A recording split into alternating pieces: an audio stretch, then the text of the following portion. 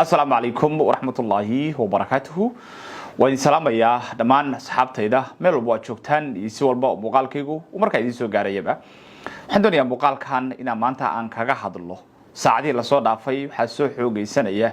حوجها يورك مركز الشيء إن دولة الإمارات كعربته أي أبابو ليسوا كح سياسات أو وين ومركز كذا دولة حسن الشيخ محمود يحسب عصب أو سياسات أو مركز السماستي. waxaynu marka doonaynaa bal inaynu gorfayno oo inu dul istaagno maxaa ku dhacay xiriirkii soo jireenka ahaa ee u dhaxeeyay kooxda Xasan Sheekh Maxamuud iyo Imaaraadka Carabta sidee kooxda Xasan Sheekh Maxamuud ay maanta shacabka Soomaaliyeed ugu qancin karayaan in Imaaraadka Carabta uu cadow yahay ayagoo shalay banaanka la taagnaa inuu saaxiib yahay Imaaraadku waa samaxay xogta la xiriirta kooxdan cusub ee leeyahay Imaaraadka Carabta ayaa soo abaabulaya maxaynu ka ognahay iyo arrimaha ayaynu fiirin doonaa soo dhawaada meel walba oo joogtaan si walba muuqaalkaygu uu markaa idin soo gaarayay bishaaro ma doonaysaa in waalidkaaga oo dhintay ama geeriyooday ama xanuunsan oo sariiriyaal ah in lagaaga cumreeyo inta lagu guda jiro bilaha xurmada leh wax ka yar $300 ayaa lagaaga cumreynayaa waalidkaaga waxaana fursadan qaaliga ku siinaysaa shirkadda xajka iyo cumrada ee taqwa oo ku sameysay qiimo dhimistan ballaaran waxaa lagu soo duubayaa muuqaallo ku saabsan qaabka ay cumradu u dhacday waxaana shaqadan qabanaya culimo aqoon u leh haddaba si aad uga faa'iidaysato fursadan qaaliga ah la soo xiriir shirkadda xajka iyo cumrada ee taqwa xajan cumra adigoo kala soo xiriiraya telefoonada iyo ciwaanada shaashada kaaga muuqda haddii aynu ku bilowno xiriirkii soo jireenka ahaa ee u dhaxeeyay kooxda Xasan Sheekh Maxamuud iyo dawladda Imaaraadka Carabta waa arrin ay Soomaalidu si weyn ay markaasi uga dharagsan yihiin xilligii madaxweyne Xasan Sheekh Maxamuud uu mucaarad ka farmaajo ahaa isla markaasna uu banaanka u taagnaa sidii uu xilka u heli lahaa waxyaalihii uu sida weyn u banaanka ula taagnaa Xasan waxa kamid ahaa inuu ummadda u sheegay in Imaaraadka Carabta ay tahay dawlad walaal ah isla markaasna aysan cadow ahayn waxaana xilligaasi taagnaa dagaal siyaasadeed oo weyn oo u dhaxeeyay dawladdii uu hogaamin jiray madaxweynihii hore Soomaaliya Maxamed Cabdullaahi Farmaajo iyo Imaaraadka Carabta Xasan marka wuxuu kamid ahaa shakhsiyaadkii banaanka la taagnaa in Imaaraadka Carabta aan loogu yeeri karin cadow iyo inaysan cadowba ahayn waxaa la rumaysan yahay in Imaaraadka Carabtu uu lahaa hindisihii markaasi lagu abaabulay madashii loogu yeeray badbaado qaran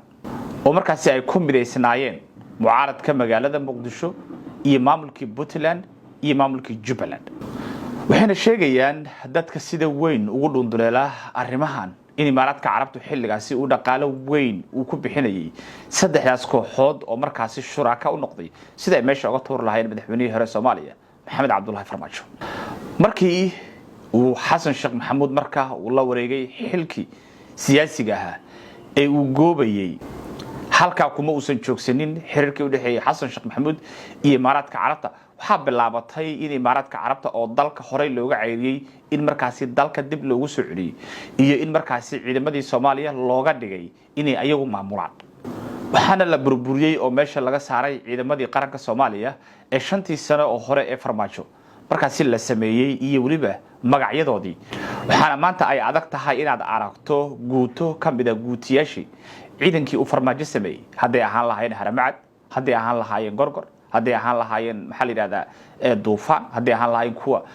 lagu soo tababaray Eritrea iyo ciidamo kale aad u tiro badan dhamaantood waxa laga dhigay kuwa la burburiyay magacyo kale loo sameeyay dhamaantoodna waxa loo sameeyay magacyo Carabeed oo ka imaanaya dhankaasi isku taga Imaaraadka Carabta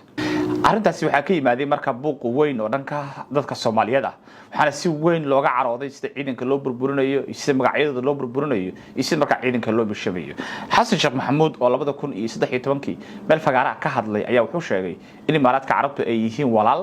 iyo inay yihiin cidda kaliya ee maanta Soomaaliya ciidankeeda ay marka ay ku tiirsan yihiin maanta aan joogno marka waxaan rabaa dadka Soomaaliyeed inaan u sheego dawladda Imaaraadka tiirarka ugu waaweyn oo aan ku taaganahay la dagaalanka argagixisada waay ciidanka alla amaanaya maanta oo dhan ee magaalada Muqdisho jooga ayadaa noo dhistay noona qalabaysay qalabka baabuurta ay wataan gaadiidka ay wataan hubka ay wataan dawladda Imaaraadka Carabta na siisay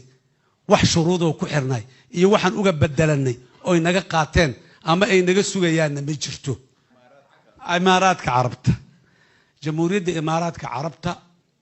dal aan saaxiibanahay waa shalay maanaan saaxiibin taariikh fac ka faca ayaan saaxiib ahayn. haddii marka xasan sheekh maxamuud uu 2023 uu arkay imaaraadka carabta inay yihiin dawlad wanaagsan maxaa maanta isbedelay waa su'aasha miska saaran oo aynu rabno inaan bal qaybtaan aynu bal ku fiirino xogaha diblomaasiyadeed ee ina soo gaaraya ayaa waxay sheegayaan in dawladda isku taga imaaraadka carabta waxyaalaha ay ka carootay oo keenay xilligan inay dagaal ku qaado madaxweyne xasan sheekh maxamuud iyo kooxdiisaba inay tahay inay ka caroodeen heshiiskii shidaal ee dhex maray Soomaaliya iyo dawladda Turkiga inta ka carootana ayaga kaliya ma ahan dad badan baa ka carooday tusaale ahaan dawladda Mareykanka ayaa ka mid ah dawladaha sida weyn uga carooday in Turkiga la siiyo dhammaan khayraadkii Soomaaliya ay markaas lahaayeen wuxuu xasan sheekh maxamuud isku dayay inuu imaaraadka carabta uu ka qanciyo arrinta shidaalka iyo inuu siyaabo kale uu qanciyo laakiin waxa la sheegay in arrintaasi aysan shaqaynin imaaraadkuna ay hadda ku hawlan yihiin sida ay xasan meesha uga tuur lahaayeen wixii inta ka dambeeyay waxa warbaahinta ka soo muuqday in kooxda xasan sheekh maxamuud ay markaasi imaaraadka carabta ay si dadban iyo si toosaba uu sheegayaan in imaaraadka carabta uu yahay cadow soo abaabulaya kooxo mucaarada iyo in markaa dalka lagu soo duulay xalay waxa si maldahan weerar ugu qaaday dawladda imaaraadka carabta ra'iisul wasaaraha dalka Soomaaliya Xamse Cabdi Barre wuxuuna sheegay inay jiraan ama ay jirto dawlad cadow ah oo markaasi ku soo duushay Soomaaliya oo mucaarad afar jeeblayaal markaasi dhaqaale u qaybinaya doorashada dadban waxay dan u tahay markii si kooban loo qeexo qof aan ka shaqaynaynin danta qofka Soomaaliyeed qabiilka Soomaaliyeed dalka Soomaaliyeed ummadda Soomaaliyeed aan ka shaqaynaynin ay dan u tahay waxay dan u tahay dawlado waliba waan adkaynayaa meesha waxay dan u tahay dawlado idinka aad garanaysaan oo markii xilliyadan oo kale la soo gaaro shaqadoodu waxay tahay inay siyaasiyiinta Soomaaliyeed kala laaluushaan kan u yeer lacag si orod wax qarxi orod wax kharib orod wax cay orod wax dhib taa ka dhig xilligoodii waaye waa mawsimkii xilligii beertooda ku jirtay waaye waxa sidoo kale warbaahinta ka soo muuqday madaxweynihii hore Hirshabelle Cali Cosoble oo markaasi ka mid ah xisbiga cusub ee Xasan Sheekh Maxamuud oo asagu si toos ah u sheegaya in imaaraadka carabtu ay dhaqaale siiyeen siyaasiyiinta uu ka mid yahay Shariif Sheekh Axmed Xasan Cali Khayre Cabdiraxmaan Cabdishakuur iyo siyaasiyiin kale isla markaasna dalka lagu soo duulay kale waxa iyagu naftooda hadda la haystayaal kulligood waayo waxba kala reebinba intan idaacadaha ka qaylinaysa 24 saac Sheekh Shariif hadhihin Cabdiraxmaan Cabdishakuur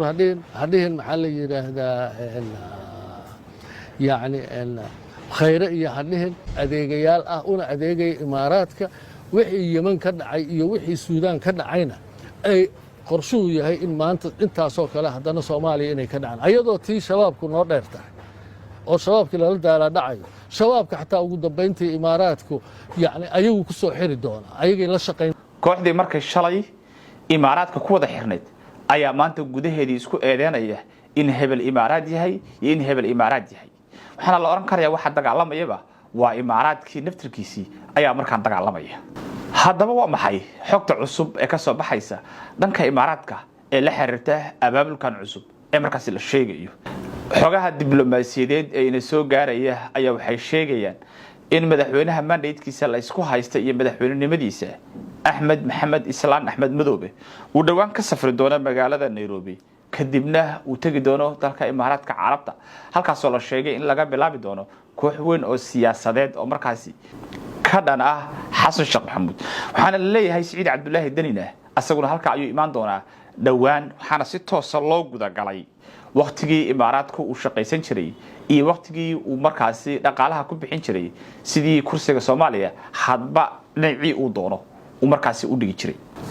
xogtan la xiriirta qorshaha cusub ee imaaraadka waa xog ay dhinacyo kala duwan ay saacadihii la soo dhaafay ay si weyn u sheegayeen dadka sheegayana waxa ka mid ah agaasimihii hore hay'adda nabad sugidda Fahad Yaasiin Xaaji Daahir kaasoo markaasi ku tilmaamay in mucaaradnimada loogu adeegayo dal shay ay markaasi nacasnimo tahay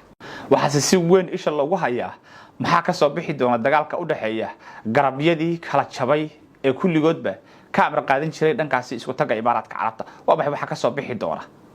miyay si kala jabnaan doonaan mise heshiis ayay gaari doonaan lama garanayo intaasaan muuqaalkan kusoo koobayo intaan dib isaga soo laabanin waxaan idinkaga tagaysaan waadino asalaamu calaykum waraxmatullahi tacaala wabarakaatuh